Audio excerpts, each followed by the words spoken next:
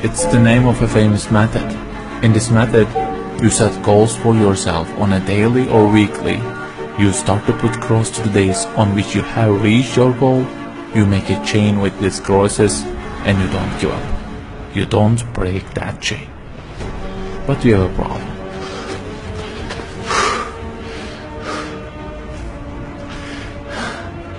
Personal development specialists say that we should have goals. You know, they say like, don't sleep more than 6 hours, learn a language, finish a book every week, don't stop, always run, don't give up on your dream, don't break the chain. Okay, I don't object to them. I also have a table and put crosses on it every day and go after many goals, no problem. But you know what? They don't talk about the most important part of it.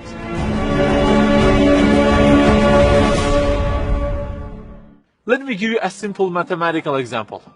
Try to imagine that you are adding numbers, and imagine that the numbers you have added up to this year is, for example, 35 in total, and you start from this year. For example, you will add 4 in this year, and then add 8 in next year, and it goes on. And there is an unknown time which counts down, and when it ends, you can't add any other number. Okay, you start the addition.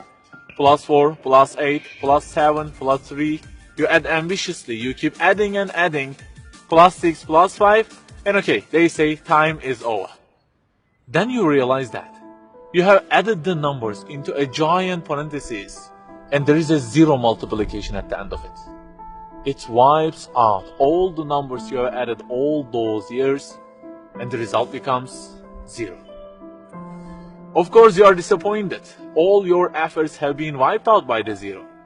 A regret arises inside of you. You say, I wish I had seen the whole picture at the beginning and realized that 0 and changed it with 1 before I started the addition. I think you got the point. Okay, guys, you may have goals for this year and afterwards.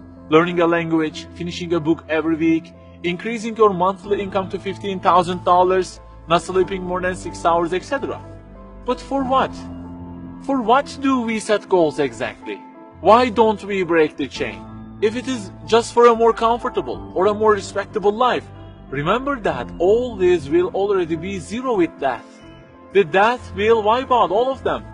The person who knows English will be equal with the one who doesn't know. The one who earns more will be equal with the one who earns less. The one who can reach his goals will be equal with the one who can't. So, if at the end of it, the death will 0 everything, so what is the meaning of adding more numbers with an ambition? It just increases the degree of the disappointment that you will feel. So the logical thing is seeing the whole picture at the beginning. In this life journey, which will end in an unknown time, my first job must be to prevent death from being 0. Well, can I really prevent death from being 0? I mean, since everything will leave my hands and will be lost, is there any other way that would transform them into something eternal? I mean, isn't there any kind of stamp for eternity that would impress all of the things that I possess and say, look, there is a seal on them and you can't wipe them out, okay? They will remain forever. The only one to say such a thing is the owner of the everything. And he says, كُلُّ شَيْءٍ هَالِكٌ. Everything, the languages you learn, the money you earn, the books you read, everything will be perished, إِلَّا وَجْهَهُ, except their way towards Him.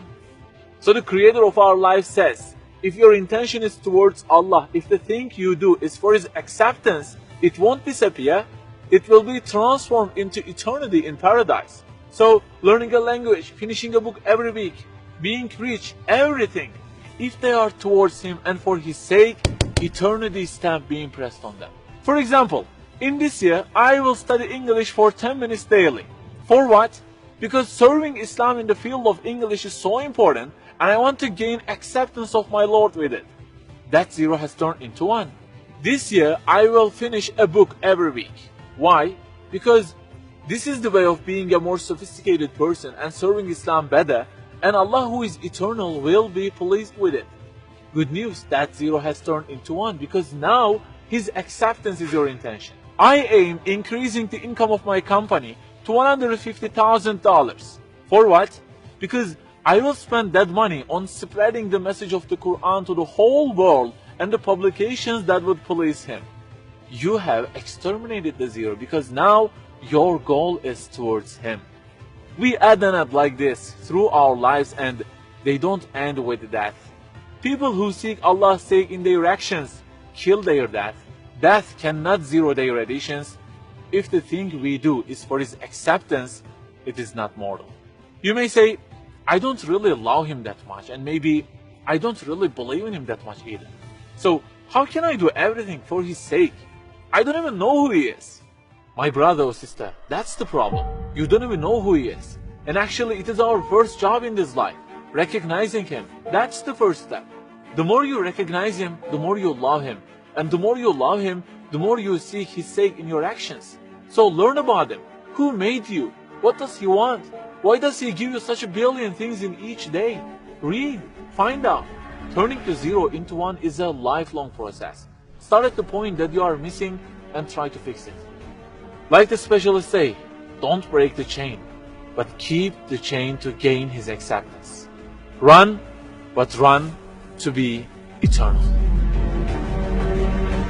An unknown time counts down, and before starting to add the numbers, the first thing you have to do is to remove that zero. Otherwise, everything you added will be wiped out.